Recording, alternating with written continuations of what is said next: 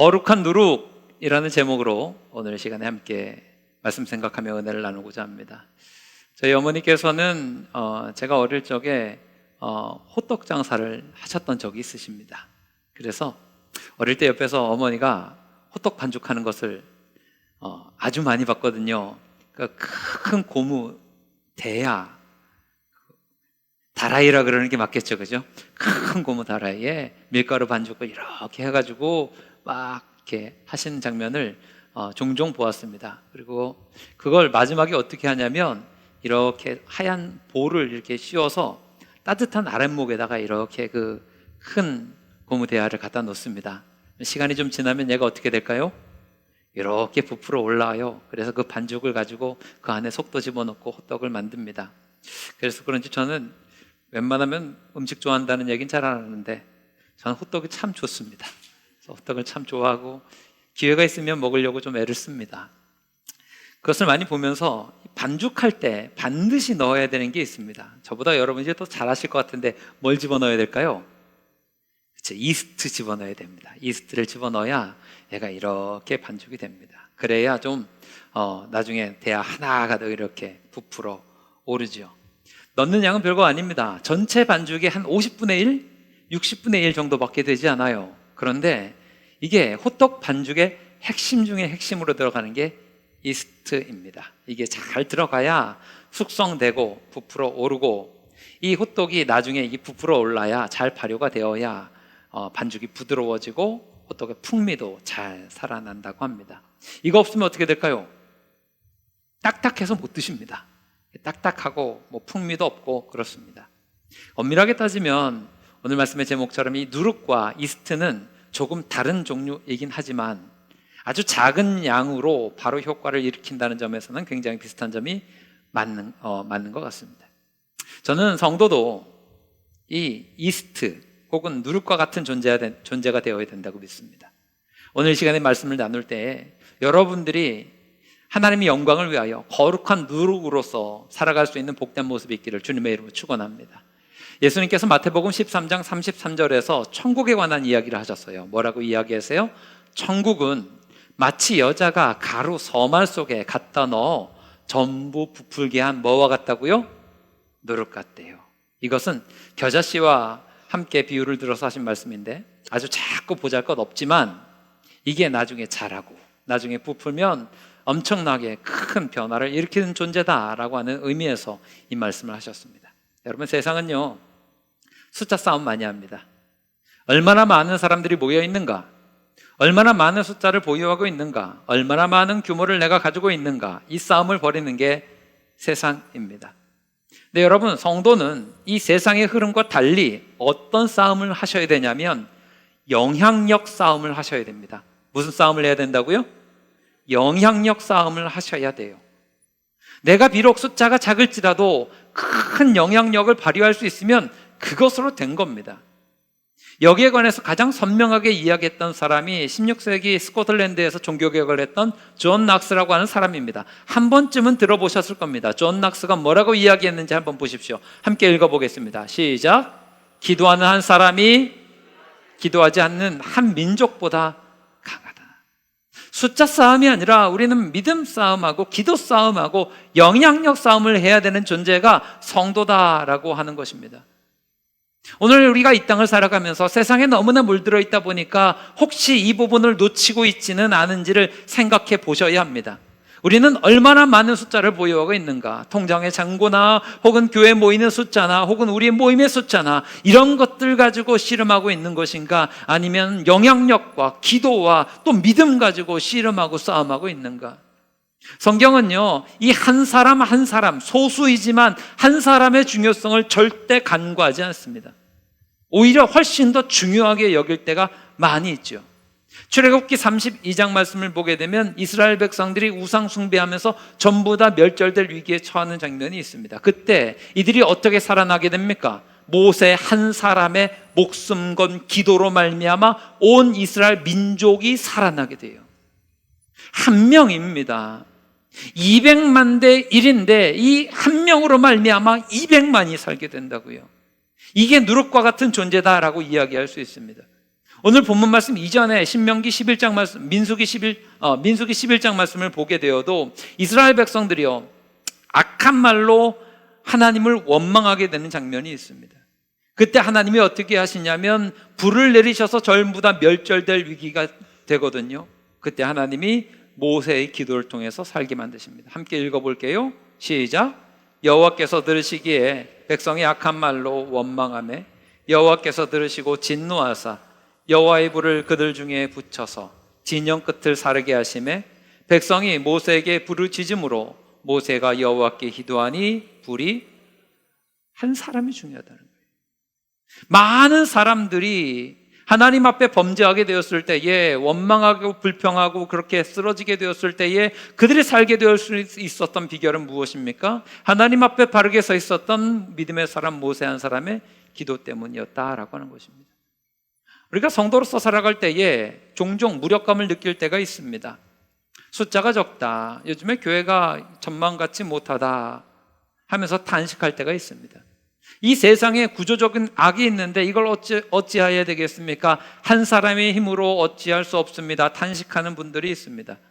세상에 가난한 사람이 너무나 많은데 우리가 가난한 사람 한 사람 돕는다고 뭐가 되겠습니까? 아니, 교회마저도 이렇게 흔들리고 있다고 하는데 우리 몇 사람 깨어 있는다고, 내가 예배한다고 해서 되겠습니까? 여러분, 이 이야기는 무슨 얘기 될까요? 살아계신 하나님의 능력을 무시하는 것입니다. 전능하신 하나님을 의지하는 그 한 사람의 능력을 과소평가하기 때문에 나오는 말이고 나오는 생각입니다. 이스라엘 백성들이 장정만 60만이었다고 하니까 전체가 200만 정도 됩니다. 이 200만의 생사가 누구의 손에 달려 있었습니까? 모세 한 사람의 손에 달려 있었습니다. 그렇다고 한다면 여러분 생각해 보세요. 웬만한 규모라고 한다면 여러분 한 명만 깨어있고 여러분 한 명만 살아있어도 문제가 있습니까? 없습니까? 없어요. 모두가 살아날 수 있습니다. 저는 여러분들이 이런 소망과 믿음의 패기를 가질 수 있게 되기를 바랍니다. 하나님 앞에서 이런 기도를 하기를 원합니다. 하나님, 모두가 잠들었을지라도 나 하나는 믿음으로 깨어있기를 원합니다. 하나님 앞에 이 사실을 간절히 기도하면서 하나님, 내 기도를 통해서 건져 주십시오. 내 깨어있는 믿음을 통해서 하나님 도와주십시오. 이런 믿음의 기도와 패기가 반드시 있게 되기를 주님의 이름으로 축원합니다. 이 얘기를 뒤집어 이야기하면 참 무섭고 어렵습니다. 어떤 사회나 어떤 도시나 어떤 문명이 망했다는 건 무슨 얘기일까요? 기도하는 한 사람, 믿음으로 깨어있는 한 사람이 있는 거예요? 없는 거예요? 없는 거예요. 소돔과 고모라가 무너졌습니다. 사실 이 소돔과 고모라가 이렇게 하나님으로부터 재앙을 입은 것은 그들이 불의했기 때문이긴 하지만 또 원료로 올라가 보면 이렇게도 생각할 수 있지 않겠습니까? 아브라함의 기도가 좀 모자랐기 때문입니다. 아브라함이 하나님 앞에 뭐라고 기도해요? 50명부터 시작합니다. 깨어있는 사람, 의인 50명 있으면 멸망하시겠습니까? 해서 아니다 해서 50명에서 몇 명까지 내려갑니까? 10명까지 내려가요. 근데 여러분, 10명에서 그쳤으니까 이 소돔과 고모라가 무너진 거라고 저는 생각합니다. 흐름으로 보게 되면 하나님이 50명에서 5명, 또 5명, 그래서 10명까지 내려가는데 만약에 한 명이라도 있으면 살려주지 않겠습니까? 라고 아브라함이 기도했으면 하나님이 그 기도를 들으셨을까요? 안 들으셨을까요? 흐름상으로는 들으셨을 겁니다. 왜냐하면 예레미야 5장 1절에서도 하나님이 이런 말씀 주셨기 때문에 그렇습니다. 함께 읽어볼게요. 시작. 너희는 예루살렘 거리로 빨리 다니며 그 넓은 거리에서 찾아보고 알라. 너희가 만일 정의를 행하며 진리를 구하는 자를 한 사람이라도 찾으면 내가 이 성읍을, 아멘. 하나님이 많은 숫자 찾지 않으세요. 몇 명 찾고 계세요? 한 명 찾고 계세요. 한 명이에요. 한 명. 깨어있는 믿음의 사람 그 한 명만 있으면 하나님이 그 도성을 살리시겠다는 거예요. 여러분, 이 시대가 악하다라고 많은 분들이 이야기하고 탄식합니다. 탄식하지 마시고 여러분 한 명 한 명을 깨어있는 믿음의 사람 되시기를 바랍니다. 수많은 사람들이 헛된 길로 간다 할지라도, 아니 저 사람 교회 다니는데, 저 사람 직분 가지고 있는데, 저 사람이 집사고 권사고 장로고 심지어 목사인데 저렇게 사는 게 옳습니까? 하면서 탄식하면서 끝났다 하지 마시고 여러분 한 명 한 명이 하나님 앞에 바르게 깨어있는 믿음의 사람 되시기를 주님의 이름으로 축원합니다. 그 깨어있는 한 사람이 한 민족을 살렸다고요.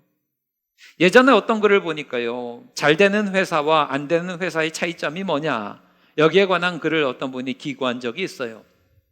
잘 되는 회사와 안 되는 회사의 차이가 뭘까? 자본금의 차이가 있을 수 있겠죠. 그 회사가 가지고 있는 여러 가지 기술력이나 정보의 차이가 있을 수도 있겠죠. 하드웨어의 차이도 있을 수 있겠지요. 그런데 잘 되는 회사, 그렇지 않은 회사의 차이는 모두 다 연구를 해보니까 그것만은 아니더라고 하는 것입니다. 제일 큰 차이가 뭐냐?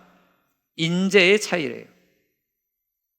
인재는, 사람은 하루아침에 바뀌는 게 아닐 거 아니에요. 어떤 회사가 굉장히 작은데 거기에 인재들이 모여 있다? 그러면 그게 만만치 않다라고 하는 것입니다. 교회도 마찬가지예요. 교회는요, 시스템 바꿀 수 있습니다. 건물도 조금 시간이 더 들긴 하지만 얼마든지 바꾸어낼 수 있습니다. 교회 조직도 얼마든지 손바닥 뒤집듯이 하루아침에 바꿀 수도 있을 것입니다. 하지만 교회에서 하나님의 교회를 구성하고 있는 성도와 사람은 어떨까요? 쉽게 바뀌지 않습니다. 사람의 능력이라는 건 그렇게 만만한 게 아닙니다. 우리 교회 성도가 몇 명 모입니다. 여러분, 사실 이거 따지면요, 그렇게 큰 의미가 없을 수 있습니다. 진짜 의미가 있는 게 뭘까요? 제가 지금 광고에도 말씀드렸죠. 금요 기도회 시간에 몇 명 모이냐, 이게 능력일 수 있습니다. 새벽에 몇 명이나 깨어서 기도하고 있느냐, 그 예배에 열정으로 하나님 앞에 예배하는 자가 몇 명이나 되는가, 저는 이것이 훨씬 더 중요하다고 생각합니다. 수많은 무리들이 모여있는다 할지라도 기도의 자리는 텅텅 비어 있어요. 예배의 자리에 그냥 앉아있긴 하는데 정말 열정으로 예배드리는 사람의 숫자가 점점 비어가고 있어요. 그냥 껍데기만 앉아있는 거예요. 그러면 소망 없습니다. 우리가 정말로 하나님 나라의 영광을 위해서 나아간다면, 우리 교회가 정말 부흥하기를 원한다면 어찌해야 될까요? 기도의 자리에 찾아오는 사람이 많아야 합니다. 여러분이 그 사람 되기를 바랍니다. 새벽을 깨우는 숫자가 점점 늘어나야 합니다. 여러분이 그 사람 되기를 바랍니다. 하나님 앞에 열정으로 삶을 들여 예배하는 사람이 늘어나야 됩니다. 여러분이 그 사람 되기를 주님의 이름으로 축원합니다. 그게 교회의 능력이라고 이야기해도 과언이 아니에요. 그런 사람들이 모여있다고 한다면 우리 교회가 어떤 일이든 못하겠습니까? 한 사람이 중요합니다. 오징어 게임이라는 드라마가 전 세계적으로 선풍적인 인기를 끌면서 우리나라 전통 놀이가 세계에 막 퍼져나갔다는 뉴스를 여러분 한 번쯤은 접해보셨을 겁니다. 그 오징어 게임에서 가장 먼저 나오는 그 우리나라 놀이가 무궁화꽃이 피었습니다 라면서요, 그게 원래 우리나라만 있는 놀이가 아니라 전 세계적으로 퍼져 있는데, 여러분 해보셨습니까? 무궁화꽃이 피었습니까? 어렸을 때 해보셨어요? 그 무궁화꽃이 피었습니다의 원리는 다 알고 계시죠? 움직이면 돼요, 안 돼요? 근데 움직이면 어떻게 되죠? 착해요. 싸우지도 않고 너 움직였어 그러면 이제 알아서 끌려오잖아요. 끌려와서 술래 뒤에 있어서 꼬리에 붙습니다. 그 다음에 손가락을 이렇게 걸어요. 여기서 이제 사명감을 가지고 있는 한 사람은 끝까지 움직입니까? 안 움직입니까? 끝까지 살아남아서 안 움직입니다. 그리고 나서 이 무궁화꽃이 피었습니다 류의 놀이가 굉장히 복음적인 것은 무엇인가 하면, 수많은 꼬리가 달려 있습니다. 마지막까지 남아있는 그 한 사람이 어떻게 합니까? 마지막에 살아서 터치를 툭 하면서 잘라주면 어떻게 돼요? 모두가 다 구원받는 겁니다. 술래가 잡지 못하면 그냥 모두가 다 구원받아서 다시 한번 게임을 시작할 수 있게 되는 거예요. 이 무궁화꽃이 피었습니다가 우리에게 보여주는 복음적인 메시지가 무엇입니까? 한 명이 살아있으면 모두를 건져낼 수 있는 거예요. 소수의 능력입니다. 살아있는 그 한 사람이 누구냐에 따라서 완전히 달라지게 됩니다. 살아있는 그 사람이 달리기도 잘해요. 그리고 인내심도 있어요. 그리고 잽싸요. 그러면 모두가 살 가능성이 높아져요, 낮아져요? 낮아지죠. 그런데 한 5살짜리 꼬맹이 혼자 살았어요. 그러면 어떻게 됩니까? 소망이 없죠. 소망이 없어요.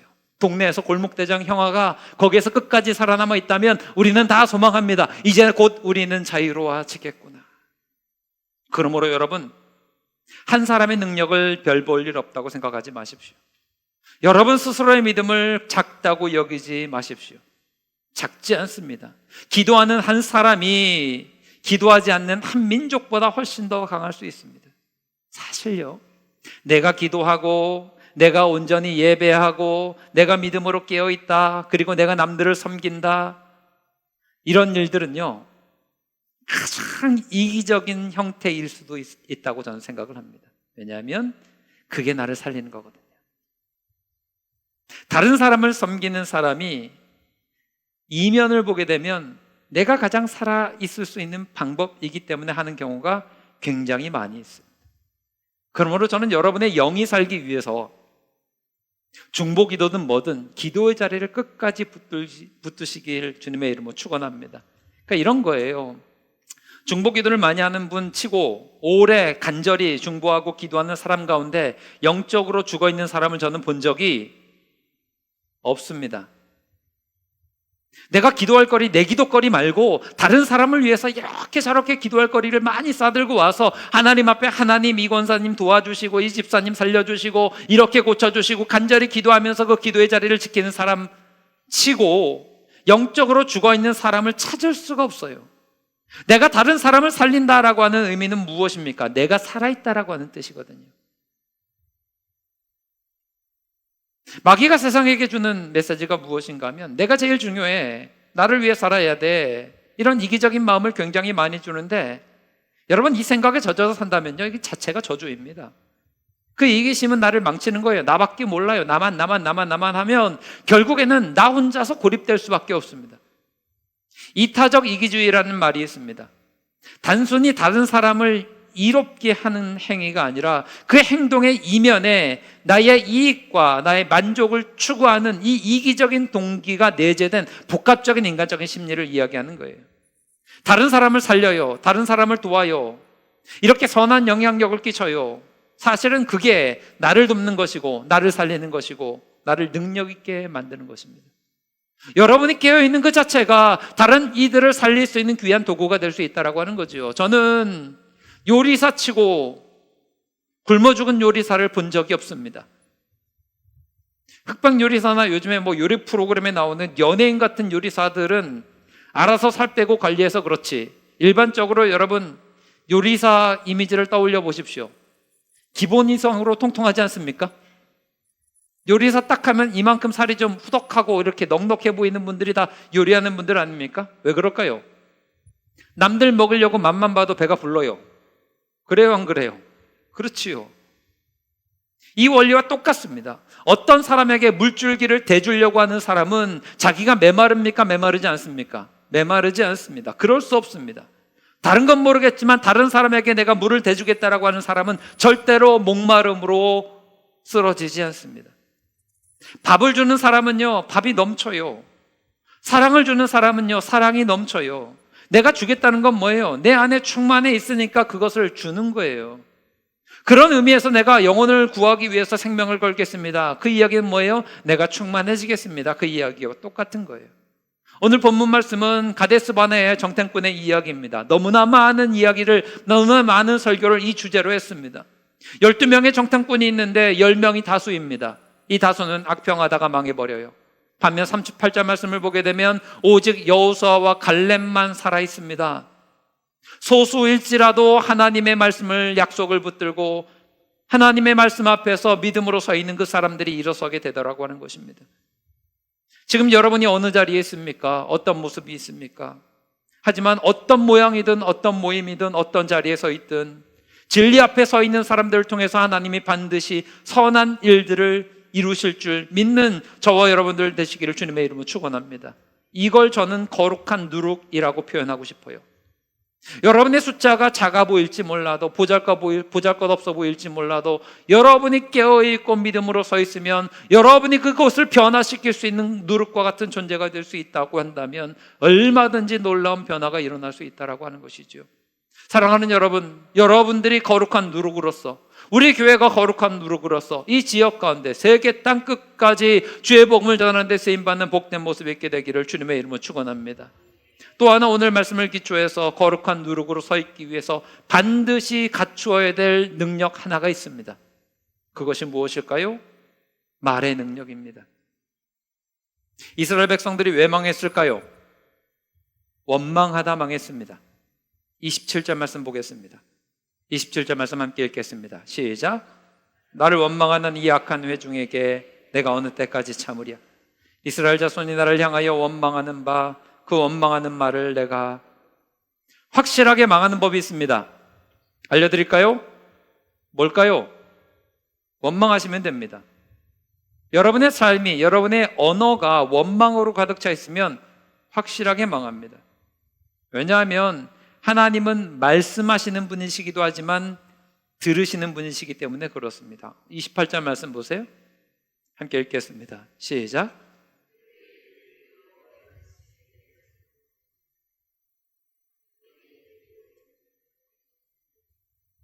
하나님께서는 말씀하시는 분이시기도 하지만 들으시는 분이시기도 합니다. 망한다 망한다 하니까 망하게 해주는 거예요. 죽는다 죽는다 하니까 싹 다 죽여버리시죠. 여러분, 고난이 왜 힘들까요? 고난이 힘든 이유는요, 그 이유 중에 하나는 뭔가 하면, 고난당하면 우리가 살면서 원망할 기회들이 계속 생겨요. 힘들고 어렵고 지치니까 계속 원망할 기회들이 생깁니다. 근데 그 고난 자체보다 더 무시무시한 위협이 되는 건요, 원망입니다. 고난 때문에 원망하는 건 굉장히 위험한 일이거든요. 이런 사람들은요, 평탄할 때도 원망해요. 왜냐하면 원망이 그 시간 동안 몸에 배어 있기 때문에 그렇습니다. 예를 들면 이렇게 사시는 분들이 있죠. 하나님이 건강한 손을 주셨어요. 좋아요, 안 좋아요? 좋지요. 기능을 잘 하잖아요. 얼마나 좋습니까? 건강한 손을 주셨는데 원망하는 사람들은 여기에서 한 걸음 더 나아가죠. 왜 하나님은 나한테 반지를 안 끼워주시지? 손만 주시지 말고 반지를 예쁘게 끼워주셔야지 내가 좋은 거 아니야. 반지를 주셔요. 반지를 주시면 또 원망을 하지요. 어떻게 원망을 할까요? 이 반지에 알이 박혀 있어야 될 거 아닙니까? 뭐가 박혀야 돼요? 다 아시네요. 다이아가 박혀야 돼요. 반지를 주셨는데 반지 말고 큐빅 말고 다이아를 박아주셔야지 왜 이렇게 큐빅 반지를 주시냐? 하나님 앞에 원망합니다. 다이아를 박아주셨어요. 그러면 이제 뭐 가지고 원망할까요? 2캐럿은 돼야 됩니다. 이렇게 반캐럿짜리는 어디다 내밀어도 이게 다이아라고 이야기도 못해요. 하나님 부끄러워요. 2캐럿짜리는 이렇게 굵은 거 박아주셔야 하나님 내가 좋지요. 늘 없는 것만 생각하면서 원망합니다. 어리석죠. 여러분, 평탄할 때 우리가 갖춰야 될 믿음의 태도, 거룩한 누룩으로서 세상을 바꾸기 위해서 우리가 반드시 갖춰야 될 것이 무엇인가 하면 감사하는 습관이에요. 할렐루야. 언제 어디서나 여러분의 입술 속에선 감사가 넘쳐나기를 주님의 이름으로 축원합니다. 이 습관이 내 몸 안에 배어 있으면 원망해야 될 시간에 뭐가 나와요? 찬송이 나와요. 불평해야 될 시간에 뭐가 나와요? 감사가 나와요. 그럼 그 인생은 가장 강력한 인생이 될 수 있습니다. 감사가 힘이고 감사가 능력이고 그렇기 때문에 그래요. 내가 선한 영향력을 끼치는 거룩한 누룩으로 살기를 원하십니까? 그러면 가장 먼저 주의해야 될 것은 여러분의 입술에서 나오는 말이에요. 말이 왜 중요합니까? 우리는 하나님의 형상대로 지음받았죠. 믿으시죠? 하나님의 형상대로 우리가 지음받은 사람들이에요. 하나님의 형상대로 지음받았다는 것은 우리가 누굴 닮은 거예요? 하나님 닮은 거예요. 하나님 여러분 아버지 맞습니까? 그 아버지로부터 나왔으면 우린 누굴 닮아요? 아버지를 닮아요. 우리 아버지 하나님께서 세상을 뭘로 지으셨습니까? 말씀으로 지으셨죠. 말씀에 힘이 있는 거예요. 인간도 하나님 닮았다면서요. 그러면 인간의 말에도 힘이 있어요, 없어요? 있어요. 그래서 자꾸만 부정적인 말을 하면요, 부정적이 됩니까, 안 됩니까? 해보세요. 계속해서 입에서 부정적인 말만 계속하면 여러분의 삶의 태도가 어떻게 됩니까? 부정적이 돼요. 긍정적인 말을 계속하면 여러분의 삶의 태도는 어떻게 돼요? 긍정이 되는 거예요. 말에 힘이 있는 거죠. 그래서 말의 중요성을 아는 사람들은요, 말을 함부로 하지 않아요. 어리석은 사람들은 어때요? 말을 쉽게 해요. 여러분, 거룩한 누룩으로서 선한 영향력을 끼치기를 원하시면 망한다, 죽겠다, 이거 쉽게 하지 마십시오. 야곱의 형이었던 에서의 특징이 무엇입니까? 말을 함부로 하죠. 팥죽 사건을 떠올려 보겠습니다. 한 끼 굶었습니다. 아주 넉넉하게 미루어 봤자 하루 굶었습니다. 그러면서 집에 찾아오자마자 에서가 뭐라 그래요? 내가 굶어 죽게 되었다 그래요. 정신 나간 거죠. 한 끼 굶었다고 죽습니까? 안 죽습니까? 하루 굶는다고 여러분 죽습니까? 안 죽습니까? 죽지 않아요. 그 한 끼 굶는다고 해서 찾아와갖고 내게 장자권이 무슨 소용이 있냐고 함부로 이야기를 합니다. 에서가 망했어요. 왜 망하죠? 말 때문에 망해요. 이스라엘 백성들이 망했어요. 왜 망하죠? 말 때문에 망해요. 그래서 여러분 함부로 말씀하시면 안 돼요. 거룩한 누룩으로 우리가 능력 있는 믿음의 삶을 사는 비결 중에 하나가 무엇인가 하면 강한 말을 쓰시면 됩니다. 어떤 말요? 강한 말을 쓰셔야 돼요. 강한 말이 뭐예요? 하나님의 말씀이에요. 하나님의 말씀보다 강한 말이 있습니까? 없습니까? 없죠. 그러니까 성도로서 우리가 가지고 있어야 될 말은 어떤 말이에요? 하나님의 말씀이에요. 입만 열면 뭐가 나오면 돼요? 하나님의 말씀이 나오면 돼요. 하나님의 말씀을 붙드는 인생이 될 때에 가장 강력한 인생이 될 수 있다라고 하는 것입니다. 잘 보세요. 어떤 사람이 좋은 사람이에요? 좋은 말 하는 사람이 좋은 사람이에요. 어떤 사람이 밝은 사람이에요? 밝은 말을 하는 사람이 밝은 사람이에요. 어떤 사람이 재밌는 사람이에요? 재밌는 말 하는 사람이 재밌는 사람이에요. 어떤 사람이 슬픈 사람이에요? 입만 열면 슬픈 얘기하는 사람이 슬픈 사람이에요. 그 말이 곧 그 사람이라고요. 여러분이 변화되기를 원하십니까? 말씀의 능력 가지고 살기를 원하십니까? 그러면 여러분의 말을 하나님의 말씀으로 채우시기를 주님의 이름으로 축원합니다. 야고보서 3장 2절에서는 이렇게 이야기하죠. 함께 읽을게요. 시작. 우리가 다 실수가 많으니 만일 말에 실수가 없는 자라면 곧 온전한 사람이라 능히 온몸도 굴레 씌우리라. 아멘. 우리가 다 말에 실수가 많아요. 그러니까 말 조심을 해야 돼요. 어떻게 해야 될까요? 이제부터 나쁜 말 하지 말아야지, 조심해야지, 그러지 마시고요. 적극적으로 믿음의 말을 하시기를 주님의 이름으로 축원합니다. 불신의 말이 마음에 떠올리더라도 하지 마십시오. 제가 설교 시간에 대표적으로 그냥 한번 얘기해 줄 테니까 이제부터 여러분 하지 마세요. 죽겠다 하지 마십시오. 못 살겠다 하지 마십시오. 안 될 거라 하지 마십시오. 힘들다 하지 마십시오. 합치면 힘들어 죽겠어서 못 살겠다 하지 마십시오. 하지 마십시오. 그냥 제가 대표를 한번 해드렸으니까 절대 이런 말은 입 밖으로 내지 마십시오. 마가복음 9장을 보게 되면 아들이 귀신 들린 아버지가 예수님께 찾아왔어요. 예수님께 찾아와서 먼저 제자들에게 보여줬는데 우리 아들이 자꾸 귀신이 들려서 물과 불에 자꾸 던집니다 했는데 제자들이 못 고쳐요. 다시 한번 예수님께 찾아오지요. 예수님께 와서 이 문제를 또 이야기합니다. 그러면서 이 아버지가 이야기를 해요. 뭐라 그러냐면 무엇을 하실 수 있거든 불쌍히 여기사 도와주옵소서. 무엇을 하실 수 있거든 불쌍히 여기사 도와주옵소서라고 이야기하니까 예수님이 뭐부터 책망을 하냐면 말부터 책망을 해요. 유명한 말씀 있죠. 뭐라 그래요? 할 수 있거든이 무슨 할 수 있거든이 무슨 말이냐. 예수님께 찾아온 거 잘한 건데, 예수님 도와달라고 한 것도 잘한 건데 예수님 앞에서 입을 잘못 놀리는 거예요. 무엇을 하실 수 있거든 불쌍히 여기서 도와주옵소서라고 하는 이 이야기에 예수님이 턱 하고 걸리신 거예요. 무엇을 할 수 있거든이 무슨 말이냐. 너 아들 고치기 전에 뭐부터 고쳐야 돼요? 네 말부터 고쳐야 돼요. 그런 식으로 말할래? 책망하시는 거죠. 그 다음에 하시는 말씀이에요. 믿는 자에게 능치 못할 일이 없느니라. 깜짝 놀라서 내가 믿나이다. 나의 믿음 없는 것을 도와주소서. 예수님께 나온 것도 믿음인데 말 잘못한 게 믿음 없는 거래요. 그러니까 여러분 거룩한 누룩으로서 살기 위해서 정말 중요하게 여겨야 되는 것은 여러분의 언어 생활입니다. 하실 수 있거든이 아니라 믿습니다 라고 하는 믿음의 말을 선포하는 여러분들 되시기를 바랍니다. 중요한 거예요. 예전에 제가 어렸을 때 부흥회 부모님 손 따라 갔을 때 부흥사 목사님들이 이 이야기 참 많이 하셨습니다. 죽겠다 하지 말아라. 뭐 하라고요? 그 다음에 다 아시죠? 죽게 있다. 좀 느려서 얘기해라. 죽겠다 하지 말고 죽게 있다. 모든 것이 다 죽게 있다. 주님의 손에 달려있다. 할렐루야. 주님께서 이루실 거예요. 이 원칙을 너무나 잘 알았던 분이 인도 선교사였던 스탠리 존스 목사님이십니다. 이 스탠리 존스 목사님이 89살에 뇌졸중으로 쓰러지셨어요. 못 일어나요.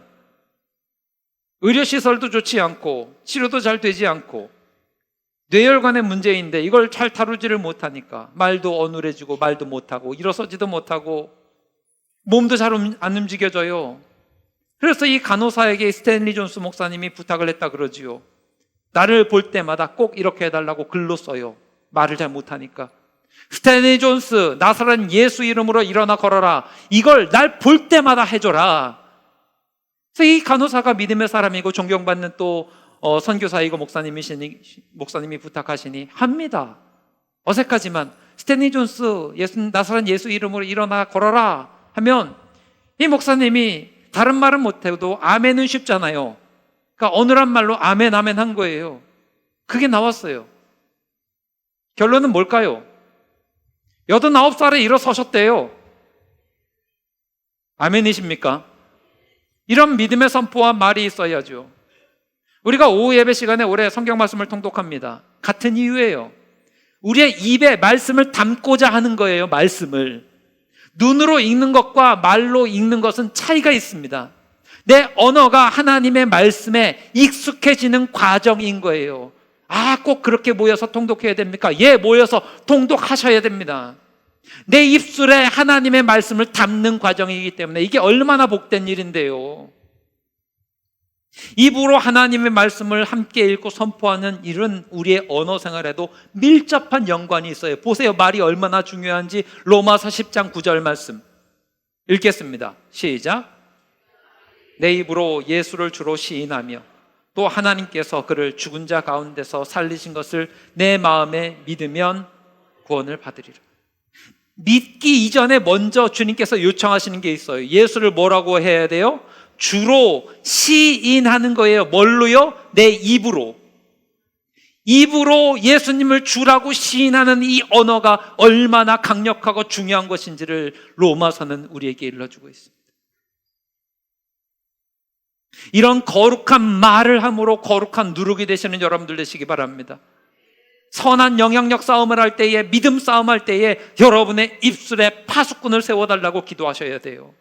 하나님, 내 입에서 부정적인 이야기가 나오지 않게 해주십시오. 힘들고 어렵고 고난의 순간 속에서도 낭망하는 이야기가 나오지 않게 해주십시오.